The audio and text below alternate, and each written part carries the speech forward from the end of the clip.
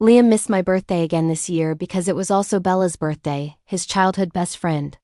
I opened Bella's Instagram and sure enough, there was a new post. Grateful for your company every birthday. We promise to spend every future birthday together too. The photo showed two hands making a heart sign in front of a cake. One was Liam's and he was wearing the designer watch I'd bought him. I liked the post, put my phone down and dumped all the homemade dishes I'd carefully prepared, all Liam's favorites, straight into the trash. Then I went to a restaurant, ordered everything I actually liked, and celebrated my birthday alone. From now on, I vowed to truly celebrate every single one of my birthdays for myself. Halfway through my meal, Liam called. His voice sounded a little anxious. Chloe, did you see Bella's post? I did. I'll come back after celebrating with her next year. I promise I'll be with you. Just be cool about it. Don't start anything with me, okay? The old me would have cried and made a scene. Instead, I said calmly, simply, okay. And I meant it, just not in the way he thought. The next morning I was woken by my phone ringing 3 times and stopping. Liam's signature knock. Too lazy to use his key, expecting me to drop whatever I was doing and run to the door the way I always had. I looked at the screen, set the phone face down on the mattress, pulled the covers over my head, and went back to sleep. I had been packing until 3 in the morning. My new apartment's lease had started yesterday, and I had spent my birthday night quietly, methodically, removing myself from this life one box at a time. When I heard the front door finally open and his footsteps come down the hall and my bedroom door bang against the wall, I didn't flinch. I just opened my eyes and waited. Liam stood in the doorway looking rumpled and irritated. Why didn't you open the door? I called so many times. I told him I was tired. I didn't hear it. He stared at me for a moment, recalibrating, then announced he was starving and told me to get up and make breakfast. The old me would have been upright before he finished the sentence. Instead I said, without particular emotion, that I was tired too and he could grab something downstairs. The look on his face was almost worth 4 years of running to the door. He hovered in the doorway and asked if I was still angry about the birthday. I told him no. He didn't believe me and began explaining anyway. Bella's parents died young. She has no one. Don't be petty about it. You know how she depends on me. I said he was right and went to the bathroom. He caught my wrist on the way and produced a bracelet from his pocket. The cheap kind with flimsy metal charms that rattled when they moved. The kind that costs less than a dinner. He said he remembered it was a special year. I looked at it for a moment, thought about the designer watch on his wrist in Bella's photo. The one I had saved for. The one I had handed him on his birthday with both hands. And I laughed. Not bitterly. Just the small, clarifying laugh of a woman who has finally understood something she spent a long time refusing to see. I pushed up my sleeve to show him the watch my mother had sent me earlier that week, elegant and simple, worth more than anything in this apartment that had ever been given to me. I told him I already had a watch, and that the bracelet wouldn't be practical to wear alongside it, and I pressed it back into his hand. He should keep it. Liam's expression curdled. He said I used to be grateful for anything he gave me and now I was being picky. I didn't argue. I finished getting ready, kissed him on the cheek because it seemed like the clean thing to do, and walked out the door with the last box under my arm. The moving company had collected everything else while he was at Bella's the night before. I had timed it deliberately. My new apartment had tall windows and a kitchen I had chosen entirely for myself, and a silence that felt like the first real quiet I had heard in years. I unpacked slowly and without urgency. I ordered takeout from a place I had always wanted to try and eaten in bed with a book and thought, so this is what it feels like. This is just what it feels like to be a person who belongs entirely to herself. Liam called 7 times that evening, texted 11 more. The text escalated in the familiar sequence of a man encountering consequences for the first time, confusion first, then logistics, then something that dressed itself up as hurt, but was really just indignation. The specific outrage of someone whose furniture has rearranged itself without permission. I replied to the ones that required replies. I left the rest on read. When he finally wrote, "I don't understand what is happening," I wrote back, "I know. I hope you figure it out." Then I put my phone in the kitchen, went to bed in my new apartment, and slept better than I had in 4 years. The universe, it turned out, had been taking notes. In November, 2 months after I left, Liam's company announced a restructure. His entire project division was folded into another team.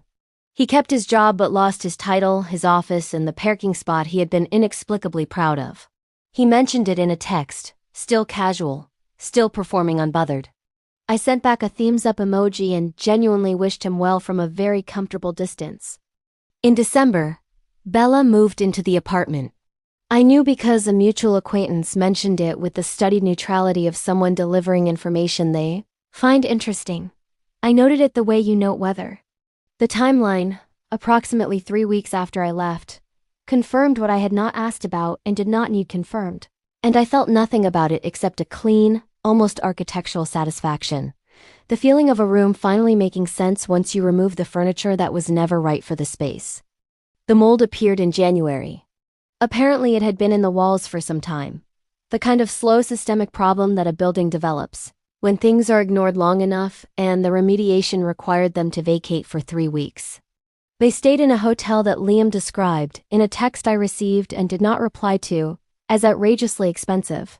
I was, at the time of reading this text, sitting in my apartment with a glass of wine and a view of the city and a promotion letter I had received that afternoon, having been made senior director of a department I had wanted to lead for 2 years but had been too distracted, too diminished, too busy running to open doors to properly pursue. I put his text down and poured myself another glass. February brought the watch.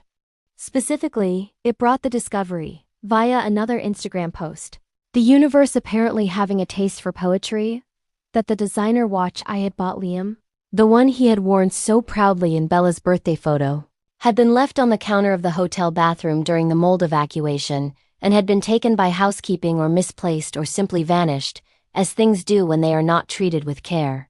He posted about it himself, aggrieved and disbelieving. A $800 watch just gone. People had the audacity. I read the post. I thought about the bracelet with the flimsy charms, offered to me like an afterthought while he was wearing my gift on his wrist. I liked the post and kept scrolling. By spring, Bella had taken a job offer in another city. I heard this from the same mutual acquaintance, who delivered the information with the same studied neutrality and considerably more visible enjoyment. Liam, it seemed, had been presented with the same choice I had endured silently for 4 years. Be understanding. Be flexible. Be there for the person who needs you even when it costs you something. And he was, by all accounts, not handling it with any particular grace. The apartment felt too big, I was told. He was working longer hours. He had started going back to the coffee shop we used to go to together, which I found interesting only in the way that patterns are interesting when you've already decided you don't need to understand them.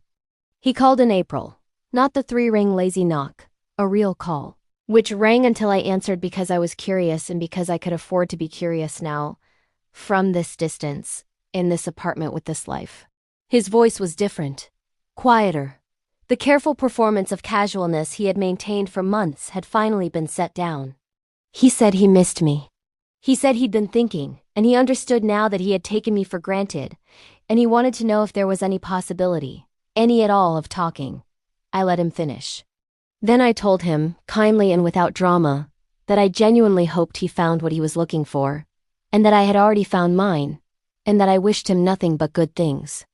He started to say something else. I told him to take care of himself, and I hung up, and I went back to the dinner I was cooking. Something elaborate and delicious that I had made entirely for myself, and I didn't think about him again for the rest of the evening. My birthday came around again in August. I booked the restaurant with the candles on the ceiling and the tasting menu I had bookmarked 2 years ago.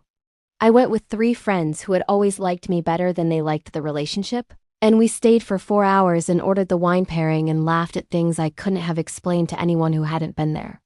At the end of the night, walking out into the warm August air, one of my friends linked her arm through mine and said, "You seem different. Lighter." I told her I was.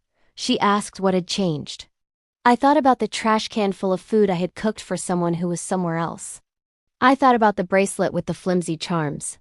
I thought about the sound of a phone ringing 3 times, expecting me to run. I told her. I stopped opening the door for people who couldn't be bothered to use their key. She laughed like she understood completely. She did, I took a breath of the August night, warm and dark, and entirely uncomplicatedly mine, and walked forward into the rest of my life without looking back even once.